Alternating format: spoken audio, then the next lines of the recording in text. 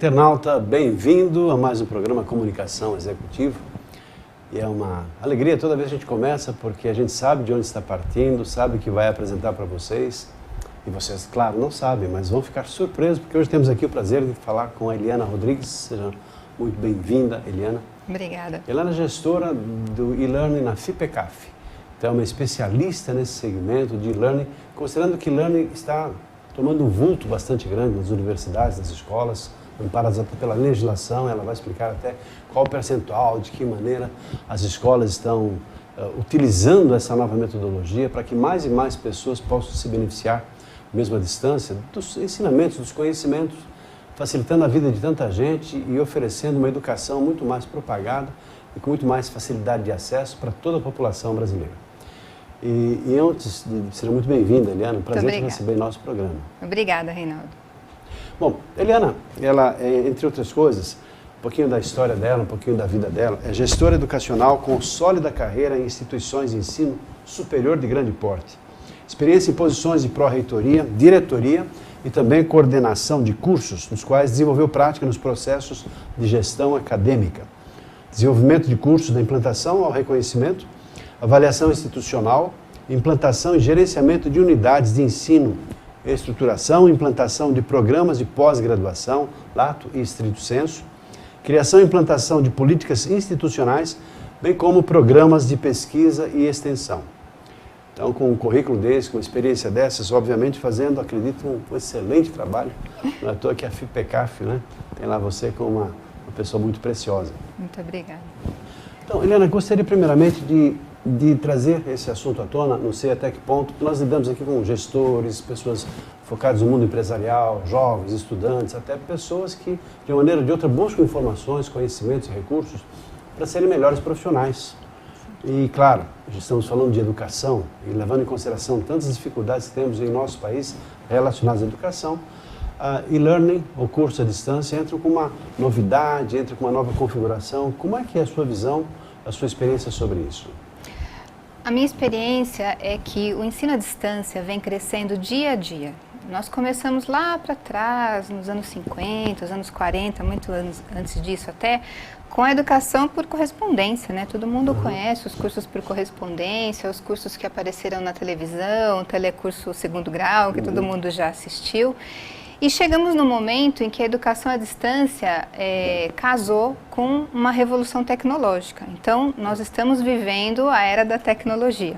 Todo mundo tem um tablet, todo mundo tem um smartphone e, mais do que nunca, as pessoas precisam otimizar o seu tempo utilizando a tecnologia. Então, por que não otimizar o seu tempo também para a educação?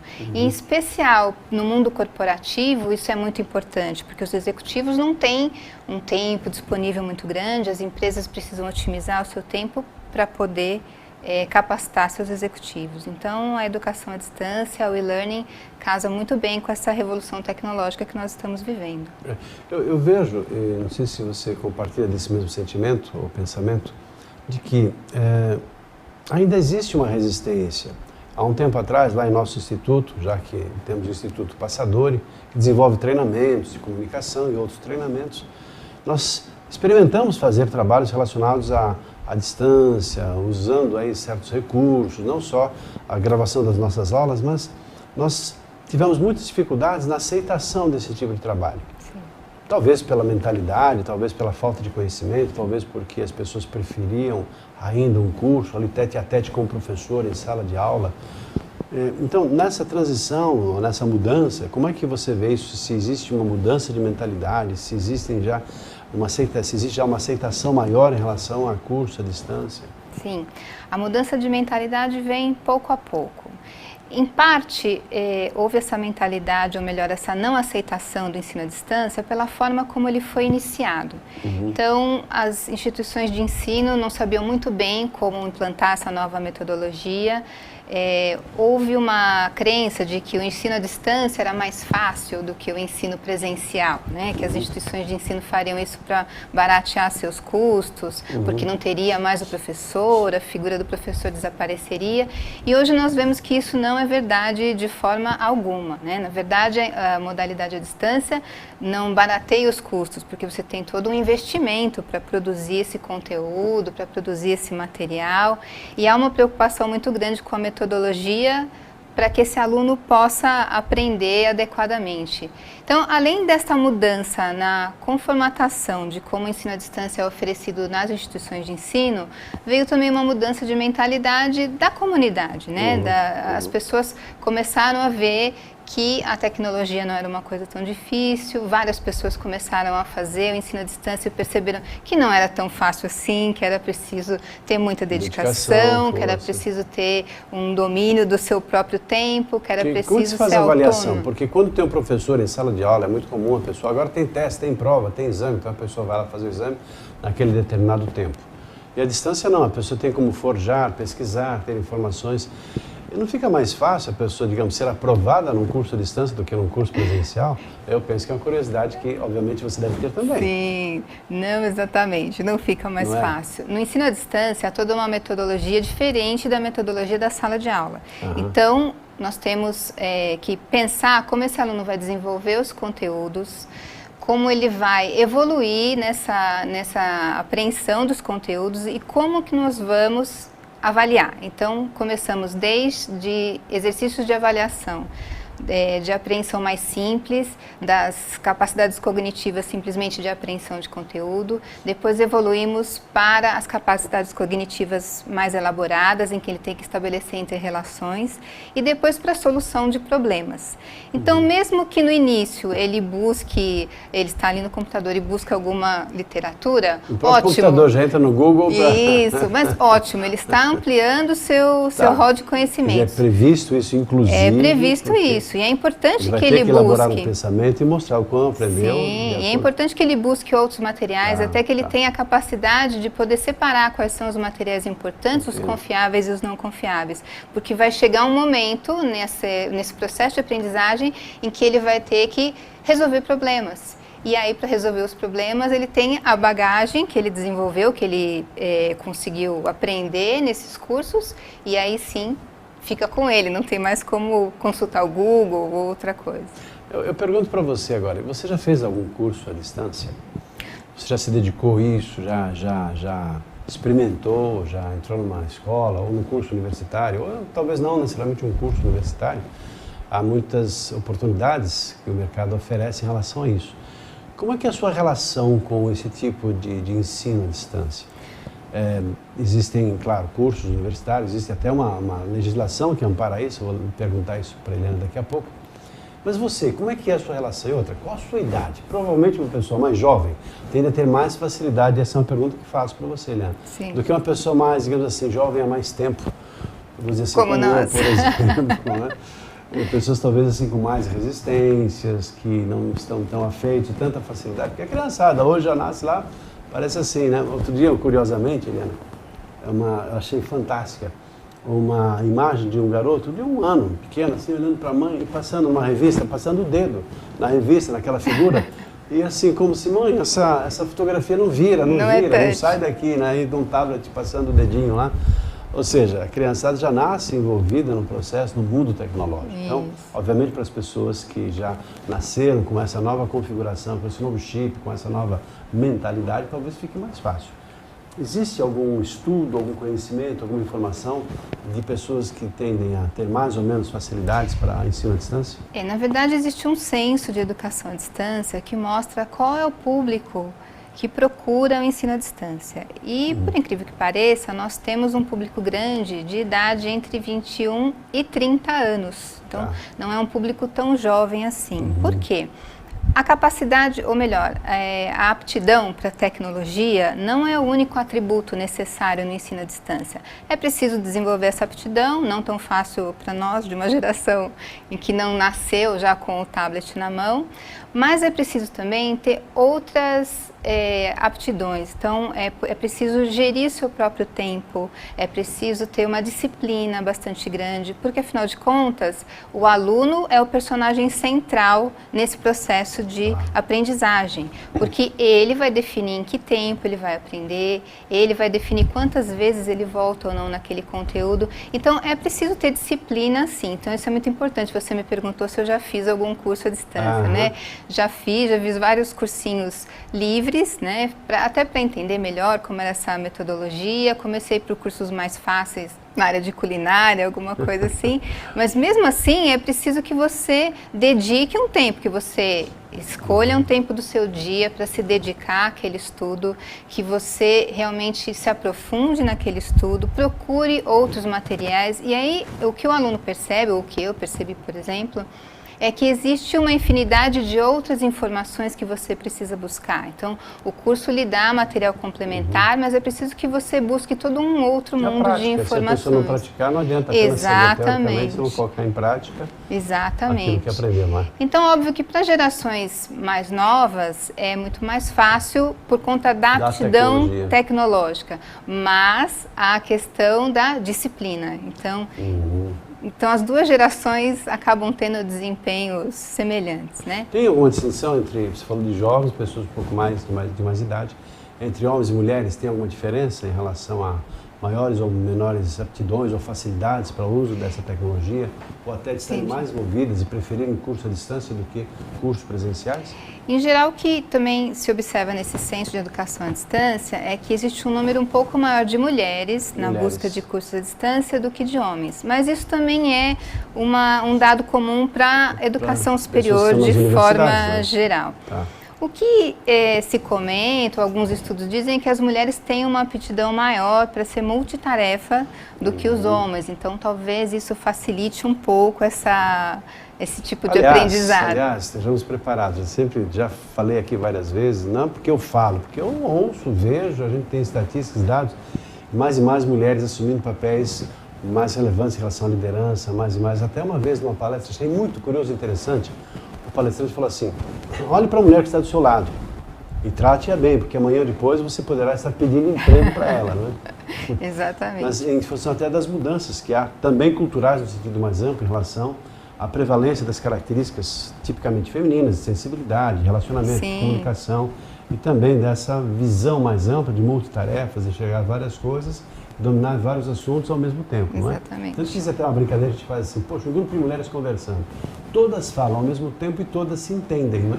E homem não é cerveja, vai falar do futebol, vai falar de mulher, vai falar de algum problema, mas assuntos pontuais. Exatamente. É curioso isso, não é verdade? Exatamente. Mas entende mesmo, sabe, entre a gente, vocês se entendem mesmo conversando com várias pessoas ao mesmo tempo e conseguem acompanhar todos os assuntos? Claro, sem nenhum problema. Falando com várias pessoas ao mesmo tempo, ainda pintando as unhas, ainda pintando o cabelo. Ainda preocupado. Conseguimos sim. E olhando para o marido que está lá do outro lado. Exatamente, monitorando o que está acontecendo ali do lado. Tá, diferenças. Bom, temos aí um aspecto que é o aspecto da tecnologia e também, que você falou, mas também de amparo de legislação. Sim.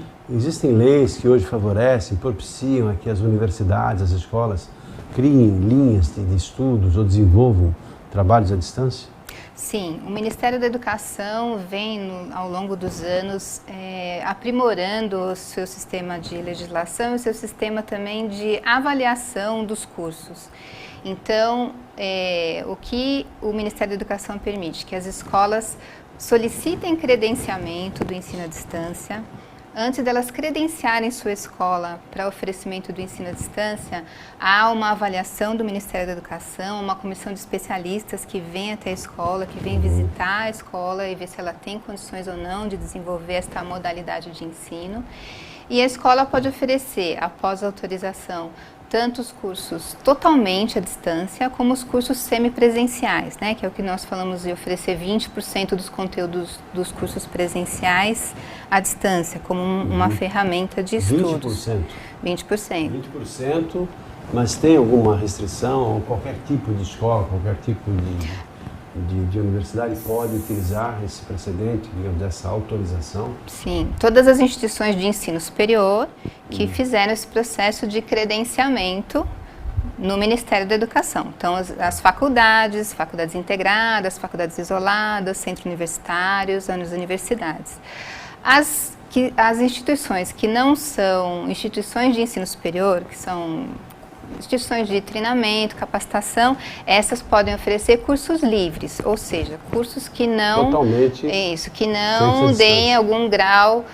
ou algum título como bacharel, especialista, simplesmente um curso de capacitação. Como é o caso do nosso instituto, que é o Instituto Passador, que desenvolve cursos livres, cursos de comunicação, liderança, vendas, enfim, uma série de cursos que não temos essa vinculação. E alguns cursos desenvolvemos, sim, à distância, sem nenhum comprometimento, nenhum problema, só para te dar uma informação, porque de repente assim, você está aí nos assistindo e você tem uma empresa, desenvolve treinamentos não vinculados a universidades, ou você que atua em universidades, talvez não tenha tanta informação em relação a isso, está aí uma boa informação para você pesquisar.